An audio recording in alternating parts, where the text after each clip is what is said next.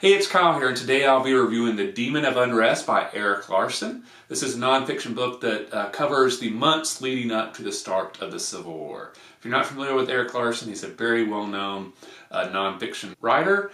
He is my favorite nonfiction writer by far. I absolutely love all his books. My favorite nonfiction book of all time, The Devil in the White City, is written by Erik Larson. So anytime he comes out with a new book, I'm always super excited about it. So as someone who's read a lot about the Civil War, when I heard his newest book was going to be about the Civil War, I was very excited. So was really looking forward to reading this book, and I really enjoyed it a lot, because like a lot of Erik Larson's books, he takes these historical events that a lot of times are very well known, but he explores them through different individuals than I think a lot of times gets the focus, and it kind of unveils, new elements to the historical events that either you just weren't aware of or you didn't understand quite from this point of view that he's bringing. He's also really good about when he's switching up which individuals he's following. It kind of gives it almost a little bit more of like a novel feeling, like you're reading a story than a historical event. So as I mentioned earlier, the book kind of covers the months leading up to the Civil War. So it starts off with Abraham Lincoln's election, and then the months building up to him taking office, and then eventually the Confederate attack on Fort Sumter in Charleston that really started the Civil War. So the book kind of alternates back and forth between which viewpoint is given. You get individuals that are being focused on from the South, and then individuals in the North, or even some Southerners who are pro-Union. But the main individuals you're covering on the Union side is Lincoln and some individuals associated with his administration, and the commander at Fort Sumter. So on the Confederate side, instead of getting like office holders, you're getting kind of more civilians who are very involved in building up support for succession in the years, in some cases decades, leading up to the Civil War. So these are the individuals that typically don't get as much focus. A lot of times, more the focus is on individuals like the very prominent generals like Robert E. Lee or Stonewall Jackson, or political leaders like Jefferson Davis. This book really explores kind of like prominent civilians that spent, in some cases, their life dedicated to trying to build up support succession, and then trying to make sure this breakup happened when the events began to spiral out of control and seemed to be leading to a civil war.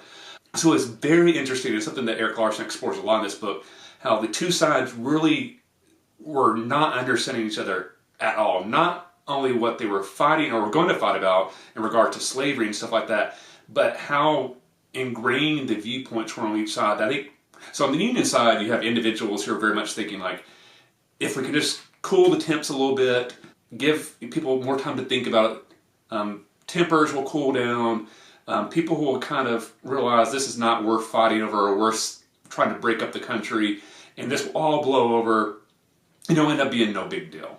On the Confederate Southern side, you have individuals who literally think they're completely in the right, the Union and the Northern individuals are completely in the wrong. Once the Southern states succeed, the Northerners are basically too cowardice to even try to fight them. The European countries will quickly back the Confederacy. There won't even be a civil war, and if there is, it'll be very quick and not a whole lot of casualties. And the South will quickly break away and become a major world power.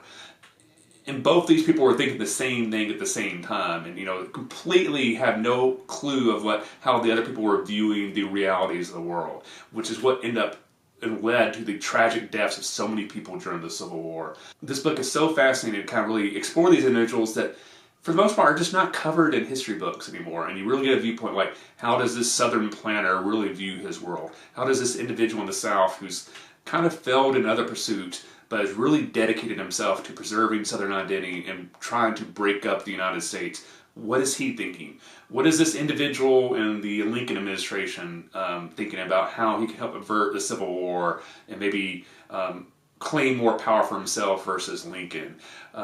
What is this individual who's commanding the Union Army's garrison at Fort Sumter, is a member of the U.S. Army, but he's from the South, and he feels like his loyalties are somewhat split, but he ends up and stays true to the United States Army.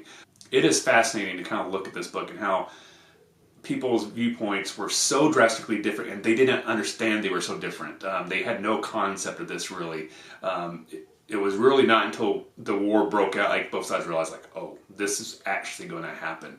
And it's so tragic, and that's one thing Larson explores so much, that, all this was building up over this conflict over slavery. I'll say a depressing part of this book is you get several points where you have like Southerners talking about how they view their slaves and how lucky the individuals were to be slaves, and it kind of breaks your heart. Like, how could anybody think that? But it kind of shows you what the world was like at that point, and why in many ways the Civil War was inevitable, where like a lot of the people in this book thought like, oh, this can easily be averted. And I'm not sure if it's just more a matter of when it was going to happen, not if it was going to happen. But a very fascinating book. So if you're interested in the Civil War, I think this is a very interesting book to read. They'll kind of explore the causes or the lead up to the Civil War in a very different way. If you like Erik Larson, you'll really enjoy this book. If you typically like nonfiction, you'll enjoy this book. And again, I think the way Erik Larson writes, I think a lot of people who are typically not into nonfiction tend to enjoy Erik Larson's book.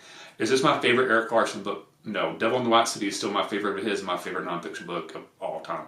This, I definitely would say, though, is a top tier Erik Larson book. You know, I have 2 or 3 books of his that I would kind of rank right beneath Devil in the White City. This book is in that second tier of like, I really love this book. Not quite my favorite book of all time, but still really amazing. So I definitely recommend The Demon of Unrest by Erik Larson. Let me know in the comment section below, what is your favorite book about the Civil War? Let me know. If you enjoyed this video, please hit the like button. If you have, please subscribe to the channel. I really appreciate support. Thanks for watching. I'll see you the next time, and happy reading.